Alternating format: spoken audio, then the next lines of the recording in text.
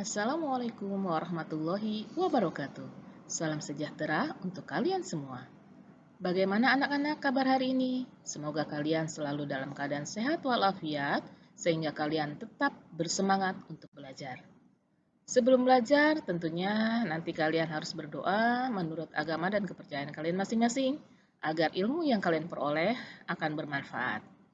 Kembali lagi bersama saya dalam mata pelajaran Ilmu Pengetahuan Sosial, khususnya adalah materi kelas 7. Bersama saya, Riwa Rahmalu, dari SMP Negeri 6 Kota Tangerang. Sebelum pembelajaran dimulai, coba kalian perhatikan kompetensi inti. 1. Memahami pengetahuan, faktual, konseptual, dan prosedural berdasarkan rasa ingin tahunya tentang ilmu pengetahuan, teknologi, seni, budaya, terkait fenomena dan kejadian tampak mata. 2. Mencoba mengolah, menyaji dalam ranah konkret, menggunakan, mengurai, merangkai, memodifikasi, membuat, dan ranah abstrak, menulis, membaca, menghitung, menggambar, mengarang, sesuai dengan yang dipelajari di sekolah dan sumber lain yang sama dalam sudut pandang atau teori.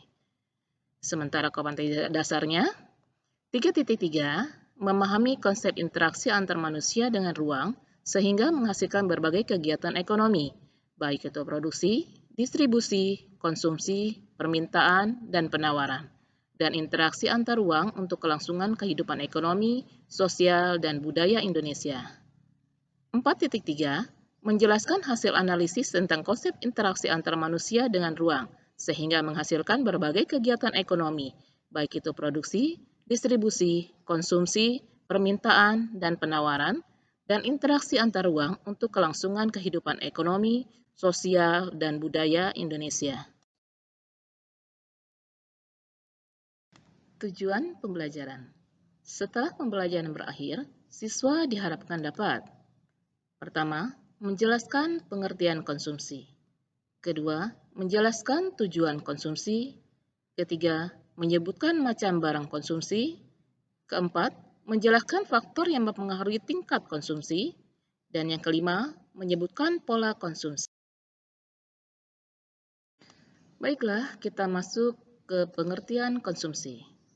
Konsumsi adalah kegiatan memakai atau menghabiskan barang untuk memenuhi kebutuhan. Sedangkan orang yang melakukan konsumsi disebut konsumen. Tujuan dari konsumsi: 1. Untuk memperoleh kepuasan yang setinggi-tingginya. 2. Untuk mencapai kemakmuran. 3. Untuk memenuhi kebutuhan hidup. Dan 4. Menghabiskan nilai guna barang atau jasa. Selanjutnya adalah macam-macam barang konsumsi. Pertama, barang yang langsung habis dalam satu kali pemakaian. Ini artinya bahwa pada saat kita memakai atau menggunakan, barang itu langsung habis pada saat itu juga. Yang kedua, barang yang tidak langsung habis dalam satu kali pemakaian. Ya, di dalam gambar ini kalian bisa lihat, barang ini akan digunakan berulang-ulang, baik itu kendaraan, peralatan sekolah, maupun peralatan elektronik. Ini akan dipakai berulang-ulang berkali-kali pun tidak langsung habis dalam satu kali pemakaian. Selanjutnya kalian perhatikan faktor yang mempengaruhi tingkat konsumsi seseorang. Di sini dapat kalian ketahui seberapa besar tingkat konsumsi seseorang dipengaruhi oleh 1. Besar kecilnya penghasilan. Semakin besar penghasilan seseorang, biasanya semakin besar pula keperluannya. Yang kedua, banyaknya anggota keluarga. Semakin banyak anggota keluarga, maka semakin banyak barang konsumsi yang kita butuhkan. Begitu juga sebaliknya, kalau keluarganya itu sedikit, maka barang konsumsi yang kita butuhkan pun sedikit. 3. Perkiraan kenaikan harga. Nah, ini menjadi faktor juga. Kita harus tahu apakah kedepannya barang yang akan kita beli itu harganya naik atau tidak. Pada saat harga naik, tentunya kita akan mengurangi dari jumlah yang kita konsumsi, tapi kalau harganya turun, tentunya kita akan membeli sesuai dengan kemampuan kita. Yang keempat, perilaku konsumsi seseorang. Artinya bahwa besar kecilnya pengeluaran untuk konsumsi itu tergantung dari perilaku kita. Apakah kita senang belanja atau senang jajan, atau malah kita bisa menabung. Maka pola konsumsi ini juga mempengaruhi tingkat konsumsi seseorang. Yang selanjutnya adalah faktor-faktor yang mempengaruhi pola konsumsi. Pendapatan, ya, di mana pendapatan akan semakin besar pendapatan seseorang, maka akan semakin besar pula pengeluarannya. Usia, semakin tinggi tingkat usia seseorang, maka kebutuhan akan semakin banyak. Selera, ya, ini adalah faktor yang mempengaruhi pola konsumsi karena setiap orang seleranya berbeda, maka kebutuhan setiap orang pun akan berbeda pula. Status sosial, artinya bahwa tinggi rendahnya tingkat status seseorang, ya, banyak sedikitnya pendapatan, ini pun mempengaruhi pola konsumsi. Jenis kelamin, nah jenis kelamin antara laki-laki dengan perempuan tentunya akan berbeda kebutuhannya. Ya, ini akan dilihat semakin besar seseorang, maka kebutuhan antara laki-laki dan perempuan pun akan berbeda. Yang berikutnya, tingkat pendidikan. Semakin tinggi tingkat pendidikan seseorang, maka konsumsi yang dibutuhkan pun akan semakin banyak. Harga barang dan jasa. Nah, ini pun pola konsumsi berlaku. Harganya rendah, banyak yang membeli, harganya tinggi, yang membeli sedikit. Jenis pekerjaan. Nah, pekerjaan seseorang pun berpengaruh pada penghasilan. Penghasilan ini berpengaruh pada pola konsumsi seseorang. Jumlah anggota keluarga. Semakin banyak anggota keluarga, maka konsumsi yang dibutuhkan pun akan semakin banyak. Agama.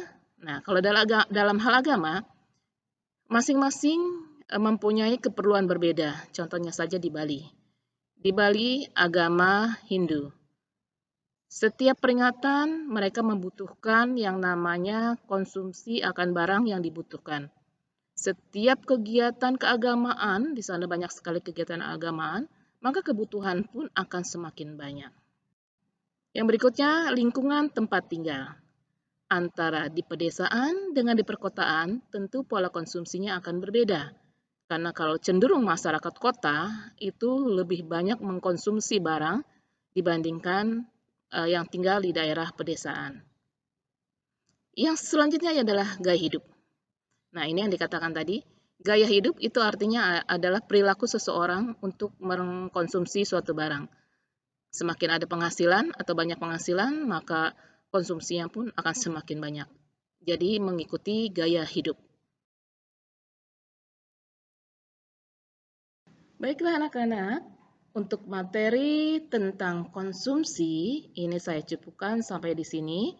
Kita bertemu kembali minggu depan dengan materi-materi yang lainnya. Jangan lupa jaga kesehatan, tetap belajar di rumah, patuhi protokol kesehatan. Untuk tugas, kalian bisa nanti lihat link yang saya berikan, baik itu LKPD maupun Quizy. Selamat menjalankan aktivitas di rumah dan tetap semangat. Wassalamualaikum warahmatullahi wabarakatuh.